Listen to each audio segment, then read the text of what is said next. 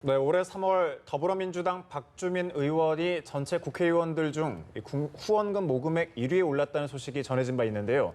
당시 박 의원은 3억 4,858만 원의 후원금을 모았는데 이 돈이 시민들의 소액 후원으로 이루어져 더 의미가 있었습니다. 네, 그런데 이번에는 10원 단위까지 빼놓지 않고 꼼꼼하게 기록한 179페이지의 후원금 수입 지출 내역서를 제출해 화제를 모으고 있습니다.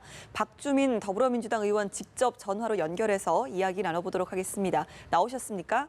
네, 안녕하십니까. 네, 안녕하세요. 지난해 7월이었죠. 박주민 의원께서 후원해달라고 직접 호소하는 모습이 이제 동영상을 통해서 공개를 해서 화제를 모았는데 당시 어떻게 그런 생각을 하셨는지요?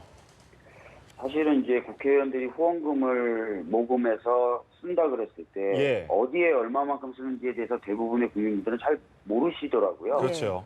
그래서 그런 부분을 좀 소상하게 알리면서 후원금 모금을 호소해보면 어떨까 이런 생각을 해서 한번 그렇게 해봤는데 반응이 대단히 좋았습니다. 예, 당시에 몇 명의 후원자에게 또 총 얼마만큼의 후원금이 들어왔었죠?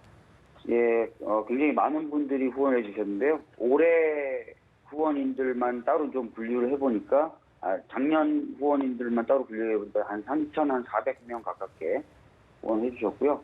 후원금 같은 경우에는 작년 그 자체만으로 들어온 돈은 한 2억 5천만 원 가량 들어왔습니다. 예, 당시에 또 10만 원 이하의 개미 후원자가 대부분이었던 걸로 알고 있는데요. 당시 좀 어떤 느낌이셨습니까? 그때 좀 놀라운 게요. 동영상을 올리자마자 이제 후원금이 들어오는데 말씀하셨던 것처럼 그 소액의 다수 후원자들이 후원을 해주시는 거였어요. 근데 그 속도가 엄청 빨라가지고 저희들이 상당히 당황할 정도로 많은 돈이 많은 분들에 의해서 금방 채워지더라고요. 예. 이번에 의원께서 중앙선거관리위원회에 제출한 2017년 후원금 수입 지출 내역서가 179쪽에 달하더라고요. 네, 맞습니다. 상당히 좀 많은 것 같은데 어떻게 일일이 다 기록을 하신 건지요? 예, 사실 저희가 아까 말씀드렸던 것처럼 소액의 다수 후원자들에 의해서 후원금이 채워졌잖아요.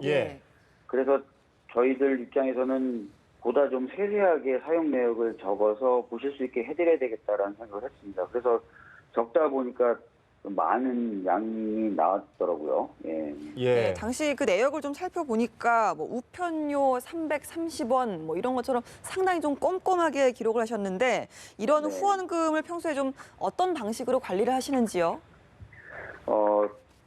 굉장히 구체적이고 세밀하게 사용 내역을 적어라라는 원칙을 가지고 있고요. 그리고 정책 개발에 관련돼서는 아끼지 말자라는 기조를 가지고 있고 또 의정활동 1년이 지나서는 한 일에 대해서 제대로 알리는 것도 중요하다라고 해서 홍보 관련된 예산도 좀 많이 쓰고 있습니다.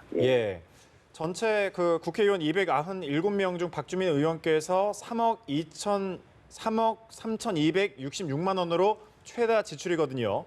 전체적으로 박 의원께서 후원금을 가장 많이 쓴 분야가 그 지역구 사무실 관련 비용이더라고요. 네. 한 항목으로 봤을 때 이제 좀 그렇게 되는데요.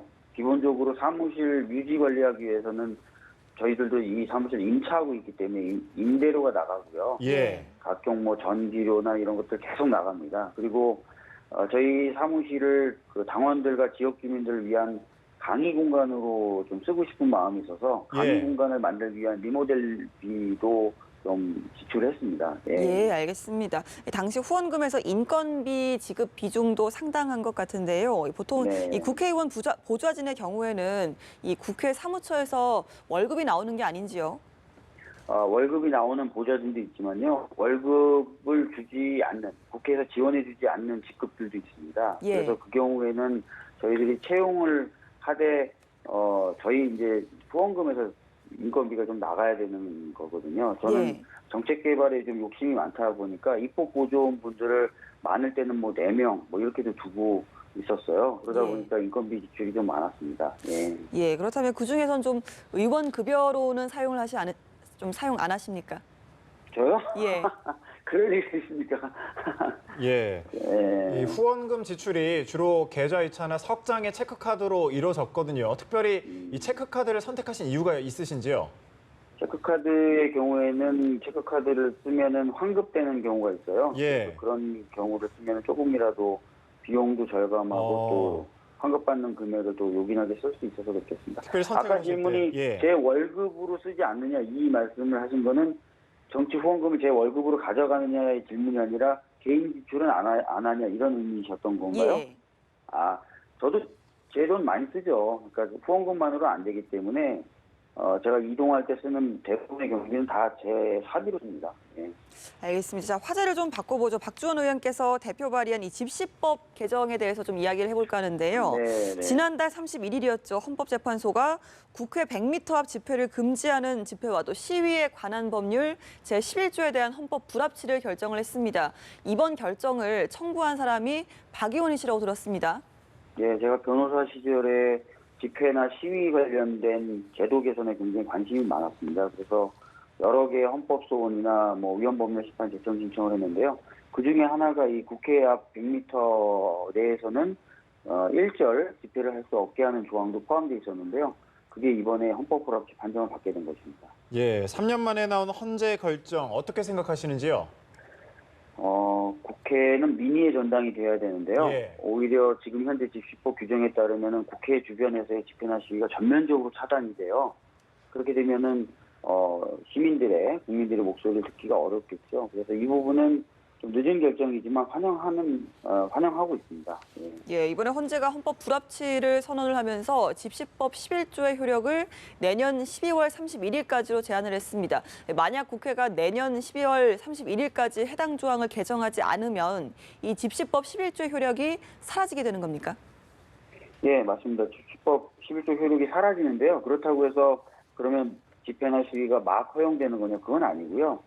다른 일반적인 지역과 동일한 정도 수준의 규제를 받게 됩니다. 사전 신고를 하게 돼 있고요. 사전 신고를 했을 때 경찰이 판단해서 금지 통보도 할 수 있고요. 그런 일반적인 규제를 받게 됩니다. 예, 오늘 그 박주민 의원과 참여연대가 공동 주최로 적폐청산을 위한 긴급 간담회 양승태 전 대법원장 사법농단 피해자 증언대회를 개최하시는데 일단 오늘 오후 2시로 예정이 되어 있습니다. 이번 사법부 블랙리스트 특별조사단 결과 또 재판 개입 문제에 대해서 어떻게 생각하십니까?